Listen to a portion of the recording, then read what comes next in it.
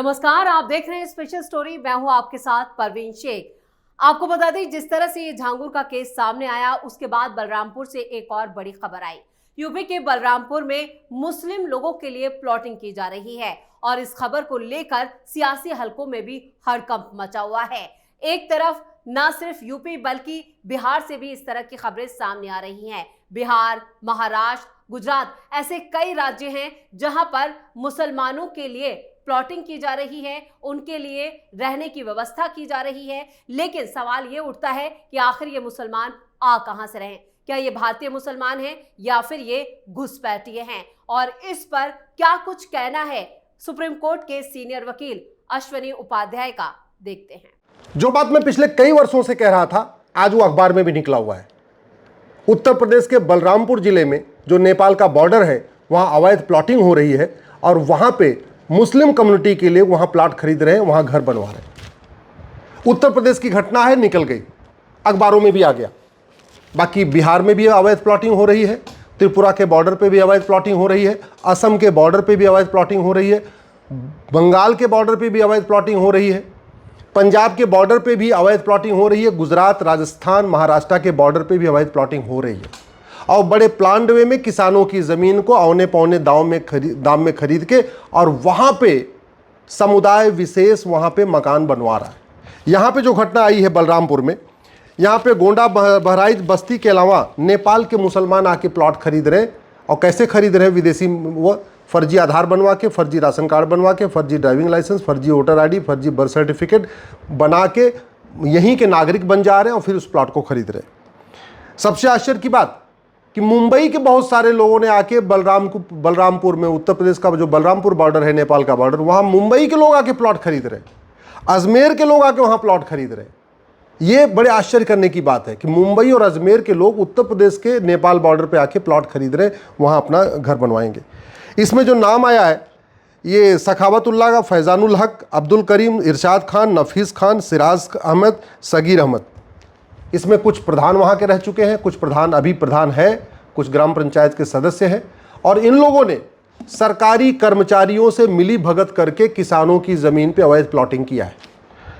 जो रिपोर्ट आई है उसमें जो लेखपाल पटवारी है उसको भी लोग पैसा देते हैं और वो सारे डॉक्यूमेंट बना के दे रहा है। वहाँ के हवलदार, थानेदार को भी पैसा दे के रखते हैं, इसलिए वो शांत बैठे हुए हैं। वहाँ तहसील का जो पेशकार है, तहसीलदार है, रजिस्ट्रार है, वो लोग इस पूरी ज़मीनों की रजिस्ट्री करते जा रहे हैं। भारत के पूरे भारत के बॉर्डर को बड़े प्लान्ड वे में वहाँ की डेमोग्राफी बदली जा रही है।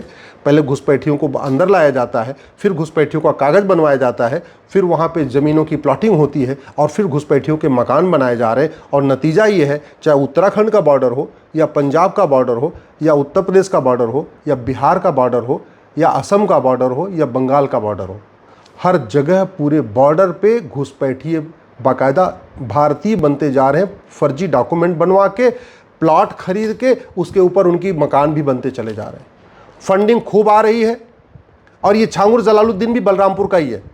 ये छांगुर जलालुद्दीन, जिसका 600 जिलों में नेटवर्क चल रहा था, जिसने 5000 गुर्गे पाल रखे हैं लब जिहाद करने के लिए, ये भी वहीं बलरामपुर का रहने वाला है। योगी जी की सरकार आ गई, इसलिए छांगुर जलालुद्दीन पकड़ा गया।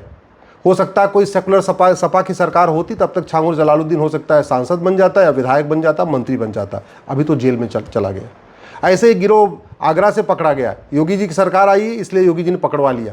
नहीं तो हो सकता है ये अब तक हुआ। और ये जो घटना आई है, ये कोई आज प्लॉटिंग नहीं हो रही है, वर्षों से प्लॉटिंग हो रही है, लेकिन पिछली सरकारों ने कुछ नहीं किया।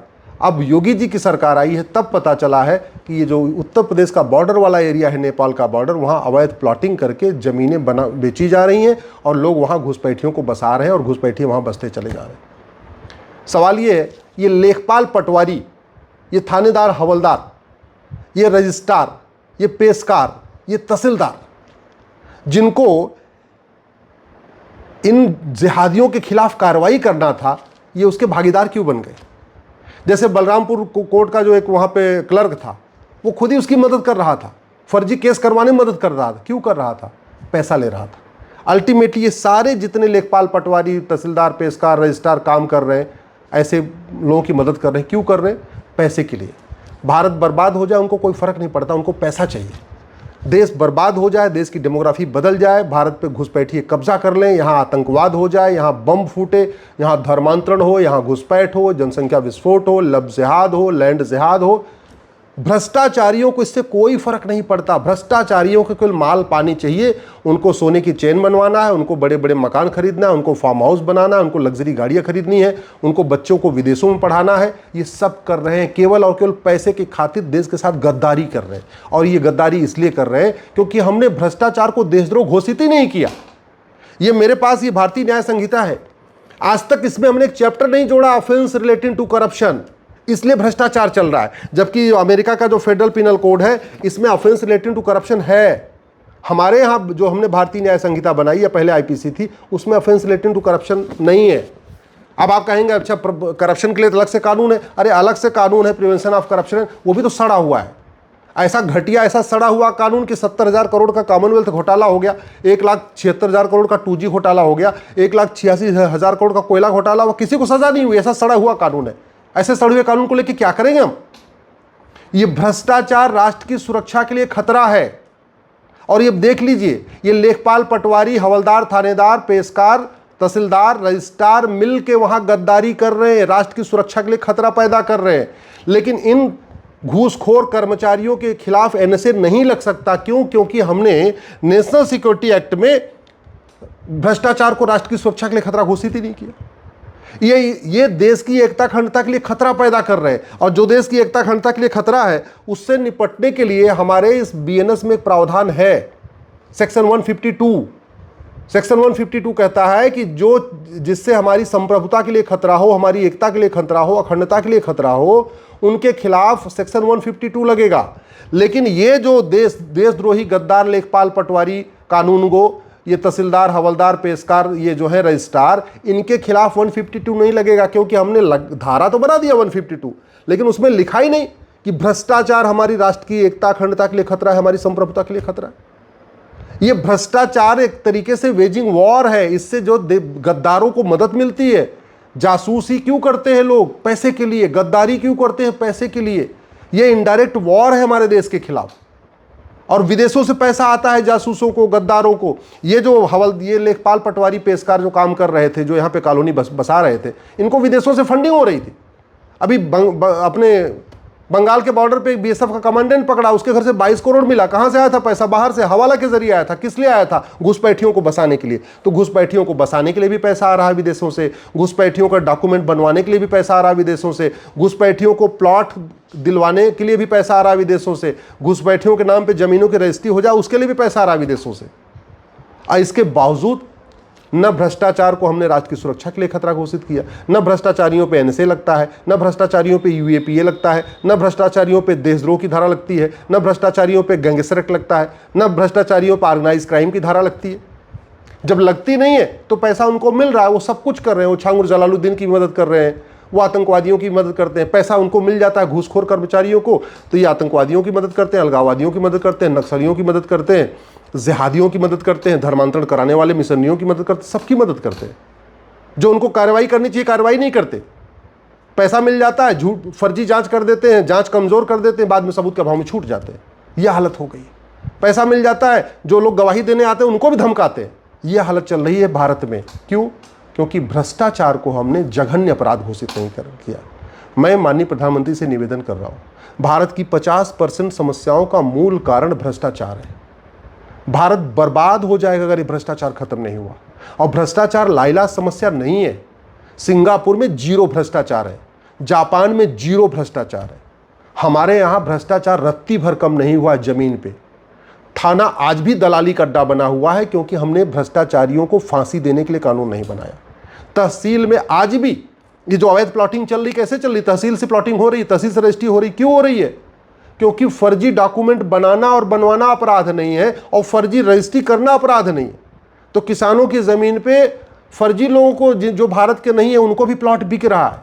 ये जानते हैं, वो लेखपाल भी जानता है, पटवारी भी जानता है, तहसीलदार भी जानता है, पेशकार भी जानता है, वहाँ का क्लर्क भी जानता है, वहाँ का रजिस्ट्रार भी जानता है। सब जानते हैं कि जो ये रजिस्ट्री हो रही फर्जी हो रही है, लेकिन उनका मुंह बंद कर दिया जाता है उनको पैसा दे के। इसलिए मैं कह रहा हूँ, भ्रष्टाचार को भ्रष्टाचारियों की 100% संपत्ति जब्त करने, नागरिकता खत्म करने और साल भर के अंदर इनको फांसी देने के लिए कानून बनाइए। साल भर के अंदर फांसी तभी होगी जब झूठ बोलना गंभीर अपराध होगा और झूठ पकड़ने के लिए नार्को पॉलीग्राफ ब्रेन मैपिंग कानून होगा।